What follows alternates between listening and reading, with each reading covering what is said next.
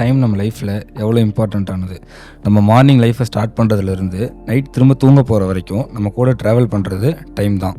Office போகிற ஒருத்தர் வேகமாக போய் ட்ரெயின் பிடிக்கிறது, எக்ஸாம் எழுதுகிற ஸ்டூடெண்ட், 2 பிளேயர்ஸ் உட்காந்து செஸ் விளாட்றதுன்னு நம்ம ரெகுலர் லைஃப் மட்டும் இல்லாமல் நம்ம என்டர்டெயின்மெண்ட்காக பார்க்குற சினிமா, ஃபுட்பால், கிரிக்கெட் இது மாதிரியான எல்லா விஷயத்துலேயும் டைம் மேஜர் ரோல் பண்ணுது. நம்ம நார்மல் லைஃப்பில் டைம் ஒரு லீனியரான ரோலை ப்ளே பண்ணிக்கிட்டு இருக்கு.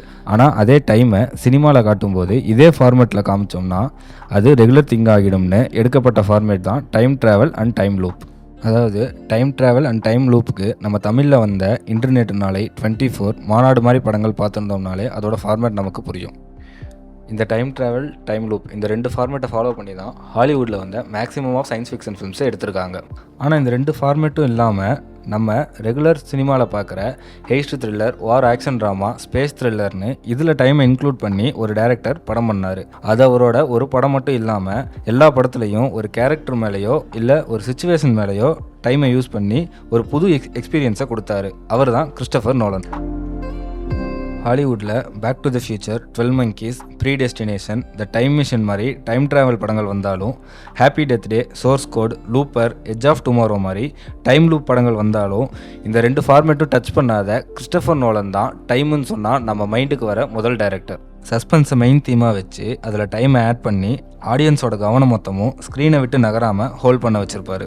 ஹாலிவுட்டில் பீட்சா டெலிவரி தியரி அப்படின்னு ஒன்று இருக்குது. அதாவது படம் பார்க்கும்போது பீட்சா வாங்குறது தான் அது. இப்போது நீங்கள் ஒரு படம் பார்த்துட்ருக்கீங்க, ஒரு 10 நிமிஷம் ஒரு வேலையை எழுந்து போயிட்டு வரும்போது நீங்கள் பார்க்காம விட்ட அந்த 10 மினிட்ஸ் அப்புறமும் படம் புரிஞ்சால் அந்த 10 நிமிஷம் அந்த கதைக்கு சம்மந்தமாக எதுவுமே நடக்கலான்னு அர்த்தம்.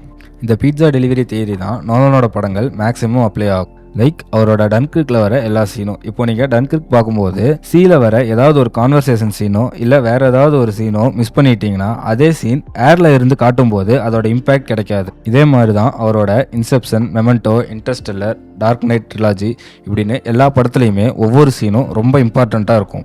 நோலன் அவரோட படங்களில் டைமை யூஸ் பண்ணுறதே ஒரு டிஃப்ரெண்ட்டான எக்ஸ்பீரியன்ஸாக இருக்கும். லைக் இன்டர்ஸ்டெல்லரில் எர்த்துக்கும் மற்ற பிளானட்டுக்கும் இருக்க டைம் டிஃப்ரெண்ட்டாக காமிச்சது. இப்போது மில்லர்னு ஒரு பிளானட் இருக்கும், அதில் டைம் 1 ஹவர்னா எர்த்தில் 7 இயர்ஸுக்கு ஈக்குவல்னு காமிச்சிருப்பாரு. டன்கிர்க்கில் 3 பிளேஸ்லேருந்து கிளம்புற 3 கேரக்டரோட டைமில் என்ன டிஃப்ரென்ஷியேட் பண்ணி காமிச்சிருப்பாரு.